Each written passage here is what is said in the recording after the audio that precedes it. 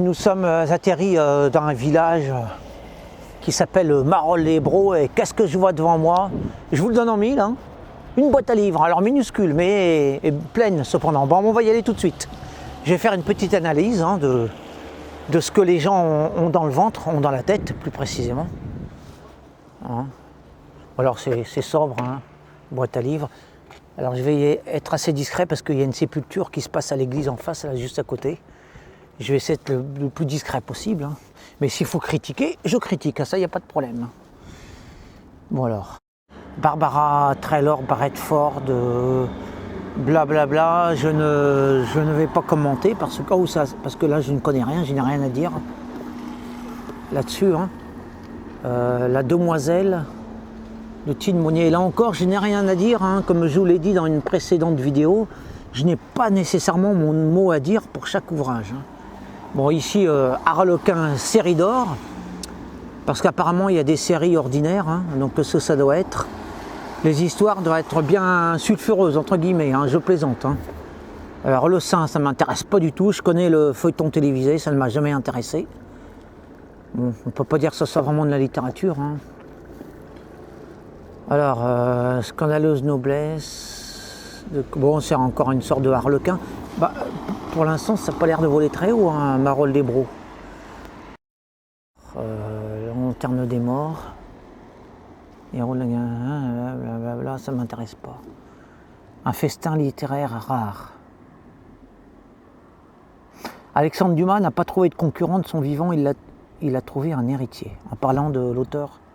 Bon, c'est possible, hein, je ne sais pas. Je ne suis pas vraiment un critique littéraire, je suis un explorateur alors soit de bonne littérature, soit de conneries qui passent pour de la littérature. Alors, ça, on sent bien les années 70 là. Hein. D'accord, bon, c'est un roman policier. Je ne vais pas m'attarder. Hein. Là non plus.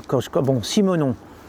Qu'est-ce que j'ai à dire sur M. Simenon? Alors, le chien jaune de Simenon, en fait, je viens de m'en souvenir, eh bien, c'est le premier Simenon que j'ai lu à l'école en classe de 4e ou 3e, je ne sais plus.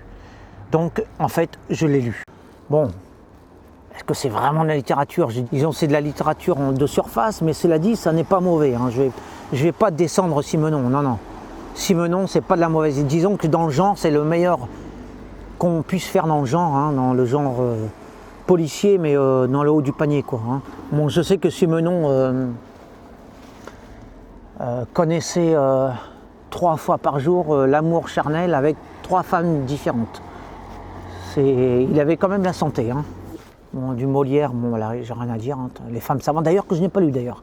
Et d'ailleurs, ah oui, ben, à ce propos, les femmes savantes, il y a à propos des femmes savantes qui adoptent un langage sottement docte, hein, qui se montre grotesque, sont le parfait reflet de notre époque. Parce que les femmes savantes, aujourd'hui, je les trouve dans le féminisme, ne serait-ce déjà que pour la féminisation des mots, jusqu'au grotesque, jusqu'au ridicule, une autrice, entre autres. Bon, donc c'est la continuité de la sottise humaine, hein, comme quoi la bêtise humaine est intemporelle. Hein. Bon, je ne m'adresse pas à toutes les femmes, bien sûr. Hein. Je ne parle pas des femmes intelligentes, des femmes bêtes, stupides, c'est-à-dire les féministes. D'ailleurs, je leur destine ce genre de littérature, Barbara Cartland. Encore que, elle est plutôt de droite. Bien que je n'ai jamais lu, mais ça se sent. Bon, là, il y a encore une... Ça peut être intéressant parce que... Oui, c'est ça, je m'en doutais. Séropositivité de femme, allez hop, j'ai compris. On a tout de suite compris. Hein. Moi, je vois une belle fleur de lys, là. Les dessous de la guerre hitlérienne. Hein. Ça c'est intéressant.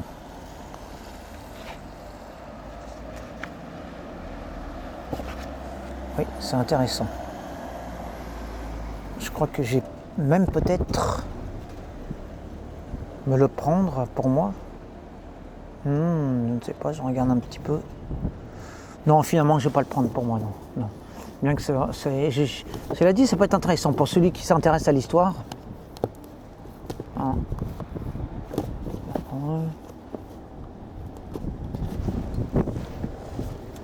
Bon, alors là, maintenant, on tombe sur du oui-oui.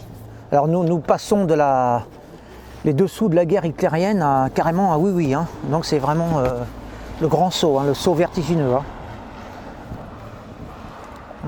Bon, c'est pas pour moi, parce que parfois certains livres pour enfants m'intéressent, hein, de par leur graphisme. Alors qu'est-ce que c'est que ça? Là c'est la surprise, j'ouvre. Hein. J'ai pas vu de... Ah bah oui, bah, très bien. Très bien, Boris Vian. Que je n'ai pas lu d'ailleurs, qui est un gauchiste d'ailleurs. Hein. Mais c'est un très bon compositeur de musique, hein, qui fait des bonnes chansons, bien que j'apprécie, parce que justement il est très acerbe. Ce sont des paroles au vitriol et moi je ne suis absolument pas insensible. J'aime beaucoup l'esprit de Boris Vian, bien qu'il verse dans le gauchisme. Hein. Alors ça peut être pas mal, là. C'est la sélection du livre, du Reader Digest. Ce sont les meilleurs, en fait c'est comme les manuels scolaires, hein. C'est là qu'on trouve le meilleur du meilleur, hein. Enfin les meilleurs extraits. Mais cela dit, je ne vais pas le prendre, parce que je ne suis guère lecteur. De manière générale, je ne suis guère lecteur, hein. Comme vous savez. C'est des lectures de fachos, ça. Hein. Alors, comité, ça, hein. C'est donc Oradour-sur-Glane, mais alors c'est bizarre parce que c'est Oradour-sur-Glane, mais avec le trait nazifiant, hein. Vision d'épouvante. C'est bizarre parce que il y a les signes SS là. Bon, je vais pas les sonder plus, ça m'intéresse pas trop en fait. Ça m'intéresse pas, mais enfin je trouve ça bizarre de trouver ça. Mais décidément, Hitler, la presse et la naissance d'une dictature. Décidément. Bon. Hervé Bazin, Vipère au point. Bonne littérature, hein, Folcoche, la fameuse Folcoche. Bon, ce que je vous raconte là, c'est très superficiel, hein, j'en ai conscience. Bon, il y a des livres derrière auxquels j'ai difficilement accès. Voilà, c'est vraiment là, encore aujourd'hui, ça sera vraiment un instantané. Hein. Ça ne sera pas vraiment une analyse en profondeur. Hein. Ça sera vraiment un instantané. Hein. Et puis Isabelle qui s'ennuie, qui s'enfuit vers la boulangerie.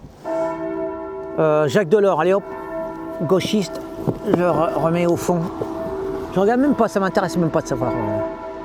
Les secrets d'une vie.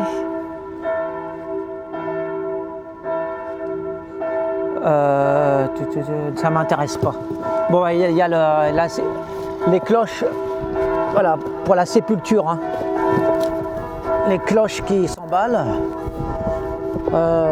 J'essaie de terminer au plus vite. Alors là, vraiment, c'était aujourd'hui une exploration très superficielle. Hein, j'en ai vraiment conscience. Voilà, très superficielle. Hein, parce que j'ai peut-être l'esprit un petit peu au ralenti là aujourd'hui. Alors j'essaie quand même de regarder. Hein. Non, voilà, j'irai pas plus loin. J'ai fait cette boîte à livres vraiment de manière impromptue, hein, et de manière assez légère. Hein. Je m'en excuse pour ceux qui s'attendaient à des choses un peu plus consistantes. Hein. Voilà, mais là aujourd'hui j'étais peut-être pas en forme. Hein. Alors, voilà, j'ai rien à dire. Alors, bon, voilà, je sais, j'en ai très conscience. Hein. Ça aura été assez superficiel aujourd'hui, assez sommaire. Hein. Bon, puis il faut dire aussi que j'ai pas eu beaucoup de choses à me mettre sous la dent, à part quelques. Ouais, je suis tombé sur des choses étonnantes, hein, sur Hitler, la lanterne des morts. Oui, c'est ce que je veux. Non, bon, allez, j'ai rien d'autre à dire. C'était assez léger. Bon, il fallait quand même que je la fasse parce que elle était là devant moi et c'était vraiment très tentant. Hein. Alors je vous remercie de m'avoir suivi. Hein, pour cette vraiment, je vais me rafraîchir un peu avec de la bière sans alcool. Voilà, je vous remercie beaucoup de m'avoir accompagné. Hein. Ah, ce fut encore une fois, comme je l'ai dit, léger mais agréable, comme cette bière d'ailleurs.